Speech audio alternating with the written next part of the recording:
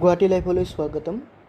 আজিৰ ভিডিঅ'টোত মই তোমালোকক এক্সপ্লেইন কৰিব গৈ আছোঁ ক্লাছ 10 কম্পিউটাৰ সায়েন্সৰ চেপ্টাৰ 4 ইন্ট্ৰডাকশ্যন টু লুপছ। তো লুপছ আমি কেতিয়া ইউজ কৰোঁ? এতিয়া সাপোজ ইয়াত এক্সাম্পল এটা আছে, মই হেল্ল' ৱৰ্ল্ডটো 5 টাইম ডিছপ্লে কৰিব লাগে, 5 টাইমছ ডিছপ্লে কৰিব লাগে। তাৰ কাৰণে কি কৰিম, আমি সেম ষ্টেটমেণ্টটো আমি 5 টাইমছ ইয়াতে লিখিম। 2 টাইম হৈ গ'ল, 3 টাইম, 4 টাইম, 5 টাইমছ, মানে আমি সেম বস্তুটোৱে 5 বাৰ ৰিপিট কৰিলোঁ। চ' তাৰপাছত আমি কি পাম, এই আউটপুটটো পাম হেল্ল' ৱৰ্ল্ড 5 টাইমছ। এতিয়া আমি সেম থিংটো যদি লুপৰ ভিতৰত দি দিওঁ, লুপ মানে হ'ল যেতিয়া আমি সেম ষ্টেটমেণ্টটো, যেনেকৈ ইয়াতে সেম ষ্টেটমেণ্ট এটা 5 টাইমছ ৰিপিট হৈছে, সেম ষ্টেটমেণ্টটো স্পেচিফিক নাম্বাৰ অফ টাইমছৰ কাৰণে ৰিপিট কৰিব লাগে, মানে পুনৰাবৃত্তি কৰিব লাগে, সেইটোকে লুপ বুলি কোৱা হয়। এতিয়া আমি চিত মেইনলি 3 টাইপছৰ লুপ পাম। ফাৰ্ষ্টটো হ'ল while loop, then do while আৰু for লুপ। এতিয়া আমি while আৰু for লুপক এণ্ট্ৰি কণ্ট্ৰল লুপ বুলি কওঁ। কিহৰ কাৰণে কওঁ, যেতিয়া আমি এই দুটা লুপত কাম কৰিম, এট বিগিনিং অনলি কণ্ডিশ্যনটো চেক কৰিব, আৰু যদি ষ্টেটমেণ্ট বা লুপিং কণ্ডিশ্যনটো ট্ৰু হয়, তেতিয়াহে আমি ভিতৰৰ ষ্টেটমেণ্টখিনি দেখিবলৈ পাম। কিন্তু ডু ৱাইলত ইভেন যদি কণ্ডিশ্যনটো ফল্ছ থাকে, তাকো এবাৰ ৰান হ'ব, আৰু যেতিয়া প্ৰগ্ৰামৰ পৰা আউট হ'ব, তেতিয়াহে ষ্টেটমেণ্টটো চেক কৰিব। এতিয়া ফাৰ্ষ্ট আমি আহিলোঁ ৱাইল লুপলৈ। আমাৰ ৱাইল লুপৰ চিনটেক্স হ'ল ৱাইল ব্ৰেকেটৰ ভিতৰত থাকিব কণ্ডিশ্যন, তাৰপাছত ইনচাইড কাৰ্লি ব্ৰেচেছ, তাৰ ভিতৰত আমি লিখিম ষ্টেটমেণ্ট। এইটো হ'ল ৱাইল লুপৰ ফৰ্মেট বা ষ্ট্ৰাকচাৰ।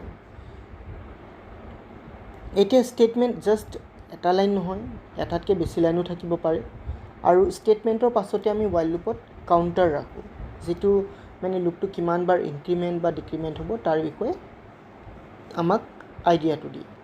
এতিয়া ছাপোজ আমি এই সেম প্ৰগ্ৰামটো 5 টাইম, মানে যিহেতু 5 টাইম মই সেম লাইনটো ৰিপিট কৰি আছোঁ, এতিয়া মই লুপৰ দ্বাৰা ৰিপ্ৰেজেণ্ট কৰিম ইউজিং ৱাইল লুপ। চ' তাৰ কাৰণে আমি কি কৰিম, ফাৰ্ষ্ট এটা ভেৰিয়েবল ল'ম, ইণ্টিজাৰ টাইপৰ ভেৰিয়েবল, আৰু ভেৰিয়েবলটোৰ নাম আই দিলোঁ, আৰু ভেৰিয়েবলটো আমি 0 বুলি ইনিচিয়েলাইজ কৰিলোঁ। ইনিচিয়েলাইজ কৰা মানে ভেৰিয়েবল এটাত ভেলু এটা এছাইন কৰা, ইকুৱেল টু এটা এছাইনমেণ্ট অপাৰেটৰ হয়, আৰু 0টো হ'ল আইৰ ইনিচিয়েল ভেলু, মানে ষ্টাৰ্টিং ভেলু, বা এট বিগিনিং মানে প্ৰগ্ৰামটো ষ্টাৰ্টিং হওঁতে আইৰ যিটো ভেলু সেইটো হ'ল 0। এতিয়া আমি ৱাইল লুপ ফৰ্মেট মতে লিখিম। আমি এইখিনি ডিলিট কৰি দিলোঁ, প্ৰিভিয়াছ প্ৰিণ্ট এফ ষ্টেটমেণ্টখিনি।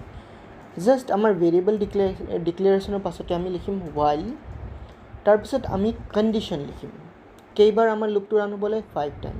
চ' আমি লিখিম আই লেছ দেন 5। এতিয়া আমি কাৰ্লি ব্ৰেচেছ দিম, অ'পেনিং আৰু ক্ল'জিং ব্ৰেকেটৰ ভিতৰত আমি লিখিম সেই প্ৰিণ্ট এফ ষ্টেটমেণ্টটো, প্ৰিণ্ট এফ হেল্ল' ৱৰ্ল্ড।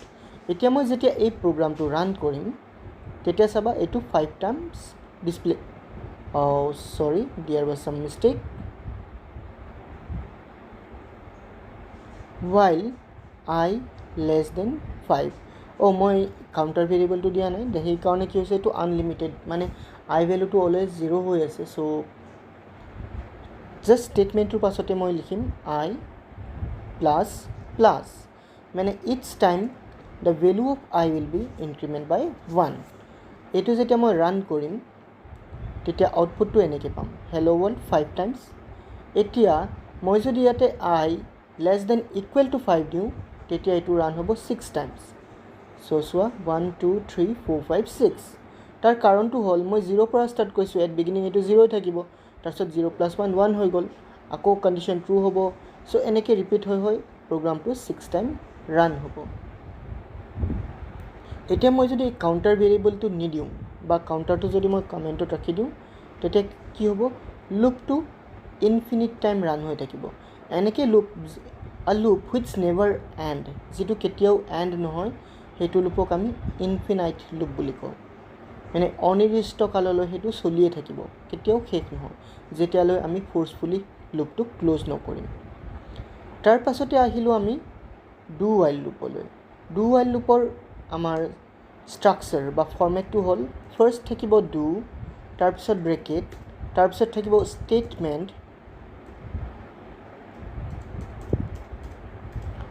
তাৰপিছত ছেমিকলন, ব্ৰেকেট ক্লোজ। এতিয়া আমাৰ থাকিব ৱাইল আৰু ব্ৰেকেটৰ ভিতৰত কণ্ডিশ্যন, তাৰপিছত ব্ৰেকেট ক্লোজ আৰু ছেমিকলন। এইটো ফৰ্মেট হ'ল আমাৰ ডু ৱাইল লুপৰ কাৰণে। এতিয়া আমি ছেইম প্ৰগ্ৰামটোক যিটো আমি 5 টাইমছৰ কাৰণে 5 টাইমছ হেল্ল' ৱৰ্ল্ড ডিছপ্লে কাৰণে ইউজ কৰিছিলোঁ, এইটোক আমি ডু ৱাইলত কনভাৰ্ট কৰিম। তেতিয়াহ'লে কি কৰিম, আমি এই পাৰ্টটো যিটোত আমি ৱাইল আৰু কণ্ডিশ্যন লিখিলোঁ, এই পাৰ্টটোক ইয়াৰ পৰা ৰিমুভ কৰি দিম, মানে কাট কৰিলোঁ। আৰু ইয়াত আমি লিখিম ডু, আৰু যিটো ৱাইল পাৰ্ট আছিলে সেই ৱাইল পাৰ্টটো যেতিয়া ডুৰ ব্ৰেকেটটো ক্ল'জ হ'ব তাতে আমি তাক পেষ্ট কৰি দিম। হৈ গ'ল। এতিয়া আমি ইয়াত ছেমিকলন দিম। ছেমিকলন দিয়াৰ পাছত আমাৰ আগত প্ৰগ্ৰামটো আছিলে ৱাইলত, এইটো ডু ৱাইলত কনভাৰ্ট হৈ গ'ল।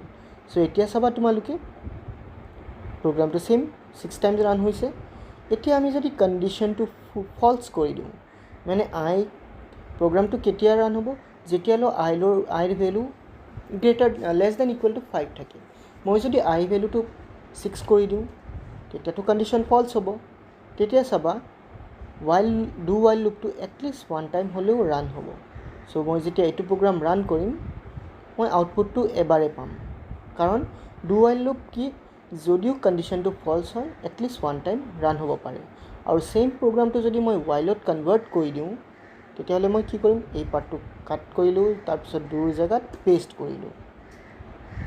আৰু এইটো যদি মই এতিয়া ৱাইলত ৰান কৰোঁ ছেইম প্ৰগ্ৰামটো, মানে মই আই ভেলু ষ্টাৰ্ট কৰিছোঁ 6ৰ পৰা, 0ৰ পৰা নহয়, কিন্তু প্ৰগ্ৰামটো কেতিয়া ৰান হ'ব, যেতিয়া আই ভেলুটো লেছ দেন বা ইকুৱেল টু 5 হয়, মানে যেতিয়ালৈ 6তকৈ স্মল হয়।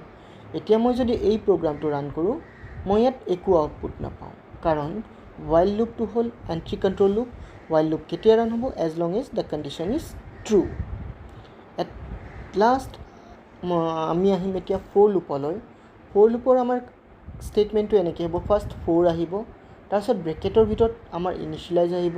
ছাপ'জ মোৰ ভেৰিয়েবলটো আই হয়, চ' আই ইকুৱেল 0, এইটো হ'ব ইনিচিয়েলাইজেশ্যন। তাৰপিছত টেষ্ট এক্সপ্ৰেশ্যন বা কণ্ডিশ্যন আহিব, সেইটো যেনেকৈ আই লেছ দেন 5, তাৰপিছত ছেমিকলন, তাৰপিছত আমাৰ ইনক্ৰিমেণ্ট, মানে কিমানকৈ ইনক্ৰিমেণ্ট বা ডিক্ৰিমেণ্ট হৈ আছে, আমি দিব পাৰোঁ আই প্লাছ প্লাছ, ব্ৰেকেট ক্ল'জ কৰিলোঁ। তাৰপিছত এইটো হ'ল আমাৰ ফ'ৰ লুপৰ ফৰ্মেট, আৰু আমাৰ ব্ৰেকেটৰ ভিতৰত ষ্টেটমেণ্টখিনি থাকিব। এতিয়া আমি ছেইম লুপটো যদি 4ত কনভাৰ্ট কৰিব খোজোঁ তেতিয়াহ'লে কি কৰিম, আমি জাষ্ট ভেৰিয়েবল এটা ডিক্লেয়াৰ কৰিম আই বুলি, আৰু ৱাইল এই পাৰ্টটো আমি কাটি দিম। অলছ' আমি এই ইনক্ৰিমেণ্ট পাৰ্টটো ইয়াৰ পৰা ৰিমুভ কৰিম, কাৰণ 4ৰ ভিতৰতে গোটেইখিনি আহি যায়। ইয়াত আমি লিখিম 4, তাৰপিছত আমি ব্ৰেকেটত লিখিম আই ইকুৱেল ইনিচিয়েল ভেলুটো 0, তাৰপিছত আমি কণ্ডিশ্যনটো লিখিম আই লেছ দেন 5, তাৰপিছত আমি লিখিম i plus plus, is time I ভেলুটো 1 1কৈ plus হৈ গৈ আছে। এতিয়া যদি মই এই প্ৰগ্ৰামটো ৰান কৰোঁ এইটো 5 টাইম ডিছপ্লে কৰিব। এতিয়া ছাপ'জ মোক হেল্ল' ৱৰ্ল্ড ডিছপ্লে কৰিব নালাগে, 1 2 3 4 5 ডিছপ্লে কৰিব লাগে টিল 10। তেতিয়া আমি কি কৰিম, ইয়াত মই 11 লিখিম, আৰু প্ৰিণ্ট এফত আমি লিখিম %d, আৰু আমাৰ ডিটো মানে %d মানে এটা ডেচিমেল নাম্বাৰ ইয়াতে মই ডিছপ্লে কৰিছোঁ, যিটো ভেৰিয়েবল হয়, আৰু সেই ভেৰিয়েবলটোৰ নাম হয় আই। চ' আফটাৰ কোটেশ্যন মই দিম আই। এতিয়া যদি প্ৰগ্ৰামটো ৰান কৰোঁ মই আউটপুটটো এনেকৈ পাম 0 1 2 3 4 টিল 10 পাম, 0ৰ পৰা 10লৈ পাইছোঁ। এতিয়া যদি মোক 0 নালাগে, মোক 1ৰ পৰা 10লৈ লাগে, তেতিয়াহ'লে মই কি কৰিব পাৰোঁ, আই 1 দি দিব পাৰোঁ। তেতিয়া মোৰ আই ভেলুটো 1ৰ পৰা ষ্টাৰ্ট হৈ আছে, চ' 1ৰ পৰা ষ্টাৰ্ট হৈ আছে। এতিয়া যদি মোক, আৰু আমি 11 লিখাৰ জেগাত লেছ দেন ইকুৱেল টু 10ও দিব পাৰোঁ, তেতিয়াও আমি 1ৰ পৰা 10লৈ পাম। চ' 1ৰ পৰা 10লৈ পাই আছোঁ। এতিয়া যদি নাম্বাৰকেইটা মোক এটা লাইনতে ডিছপ্লে কৰিব লাগে তেতিয়া কি কৰিম, জাষ্ট /n টো ৰিমুভ কৰিম। এটা লাইনতে ডিছপ্লে কৰি আছে, বাট ন' স্পেচ নাই।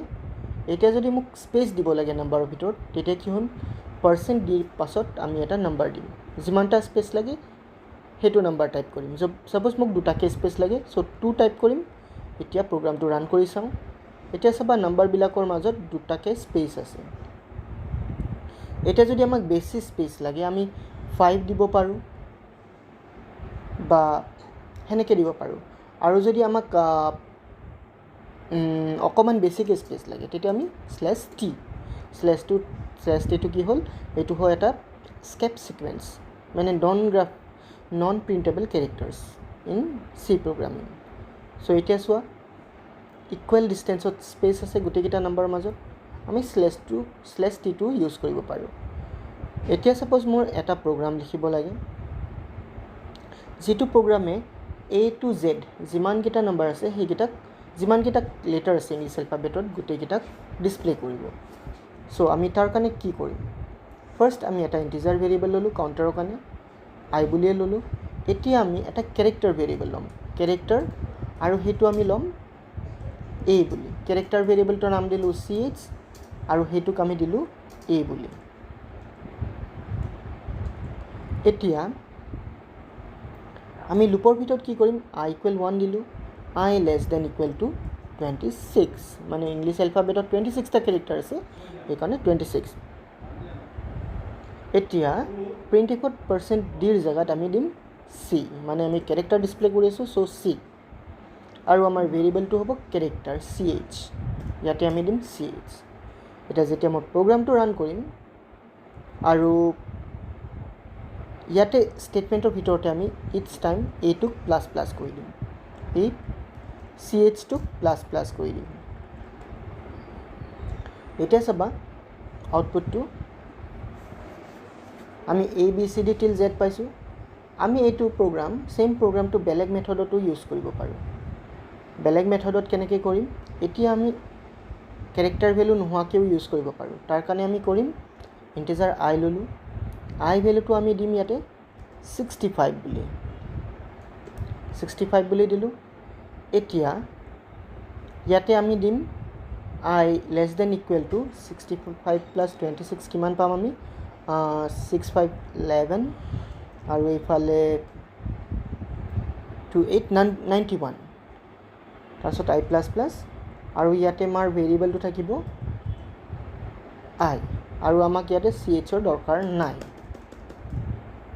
এটো যদি আমি ৰান কৰো প্ৰগ্ৰামটো তেতিয়া আমি abcd পাই আছো এতিয়া ইয়াতে abcd লগত আমি এটা ব্ৰেকেটছো পাইছো তাৰ কাৰণটো হ'ল মই ইয়াতে <= 91 দিছো সেই কাৰণে মই যদি 90 দিও তেতিয়া হলে হেতু আমি নাপাম so let's run the program এবাৰ আমি ব্ৰেকেটটো পোৱা নাই এতিয়া আমি ইয়াতে ইন্টিজাৰ হে দিছিলো I ক্যাৰেক্টাৰ ভেৰিয়েবল লোৱাই নাই সো abcd কেনেকৈ আহিলে abcd আহিলে কাৰণ আমি ইয়াত ইউজ কৰিছো %c যদিও আমাৰ ভেৰিয়েবলটো নাম্বাৰ ষ্ট'ৰ কৰা আছে বাট আমি তাক ক্যাৰেক্টাৰ হিচাপে ডিসপ্লে কৰি আছো আৰু according to ASCII American Standard Code for Information Interchange keyboardত এটা স্পেশাল কোড থাকে সেই কোড মতে যদি নাম্বাৰ 65 থাকে আৰু আমাক ক্যাৰেক্টাৰ হিচাপে তাক ৰিপ্ৰেজেন্ট কৰো হেতু ক্যাপিটাল A হ'ব আৰু যদি 97 থাকে হেতু স্মল a হ'ব আৰু তাৰ পিছত 66 to b হেনেকে it's will go on so আমি এনেকে এটো ৰিপ্ৰেজেন্ট কৰিব পাৰো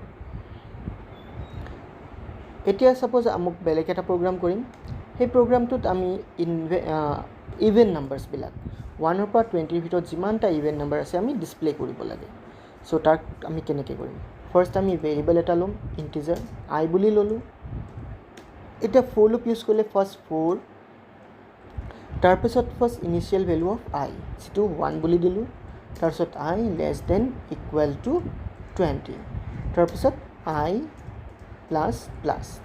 এটা আমি ব্ৰেকেটৰ ভিতৰত লিখিম if statement if আমি each time the value of I 2 ৰে ডিভাইড কৰিম আৰু চেক কৰিম ৰিমাইন্ডাৰ 0 হয় নে নহয় মানে I মডিউল 2 = 0 2 ৰে ডিভাইড কৰিম যদি ৰিমাইন্ডাৰ 0 হয় তেতিয়া হলে আমি printf I ভ্যালুটো ডিসপ্লে কৰিম মানে %5d আৰু লোকেশনটো হ'ব I তাৰ পিছত সেমিকলন এতিয়া আমি যদি প্ৰগ্ৰামটো ৰান কৰোঁ আমি all the even numbers between 1 to 20 display কৰিব পাৰিম চ' এনেকৈ আহিছে আউটপুটটো আই হোপ মই এতিয়ালৈ লুপৰ বিষয়ে যিমানখিনি এক্সপ্লেইন কৰিছোঁ তোমালোকে বুজি পাইছা লুপ মেইনলি 3 প্ৰকাৰৰ আছে 3 প্ৰকাৰৰ আছে while loop do while and for loop তাতে আমাৰ লুপৰ মেইন পাৰ্টকেইটা হ'ল ফাৰ্ষ্ট ইনিচিয়েলাইজেশ্যন টেষ্ট এক্সপ্ৰেছন বা কণ্ডিশ্যন আৰু লাষ্টৰটো ইনক্ৰিমেণ্ট বা ডিক্ৰিমেণ্ট আমি while আৰু do whileত এই তিনিটা পাৰ্ট বেলেগ বেলেগকৈ লিখোঁ বাট for loopত আমি এই তিনিটা পাৰ্ট জাষ্ট একেলগে লিখোঁ separated by semicolon ইয়াৰে while আৰু for loopটো হ'ল এণ্ট্ৰি কণ্ট্ৰলড মানে আমি কণ্ডিশ্যনটো লুপত সোমাওঁতে চেক কৰোঁ বাট do while loopটো হ'ল এক্সিট কণ্ট্ৰল মানে আমি যেতিয়া লুপৰ পৰা ওলাম তেতিয়াহে আমি চেক কৰোঁ ইয়াতে for আৰু while loopটো যদি কণ্ডিশ্যন ফলছ থাকে এবাৰো ৰান নহ'ব বাট do whileটো যদি কণ্ডিশ্যন ফলছ থাকে এটলিষ্ট এবাৰ হ'লেও ৰান হ'ব চ' ইমানখিনিয়ে লুপৰ আৰু আমি পেটাৰ্ণ প্ৰগ্ৰাম আৰু বেলেগ কেইটামান প্ৰগ্ৰাম অড ইভেন বা প্ৰাইম নম্বৰ প্ৰগ্ৰামটো নেক্সট ক্লাছত আলোচনা কৰিম কেনেকৈ কাম কৰে আৰু যদি অসমীয়াত তোমালোকৰ কম্পিউটাৰ ছায়েন্সৰ ভিডিঅ' লাগে তেনেহ'লে গুৱাহাটী লাইভ চেনেলটো ছাবস্ক্ৰাইব কৰিবা আগলৈও মই এনেকৈ টাইপৰ ভিডিঅ' দি থাকিম থেংক ইউ ফৰ ৱাটছিং see you in a new video' till then take care and by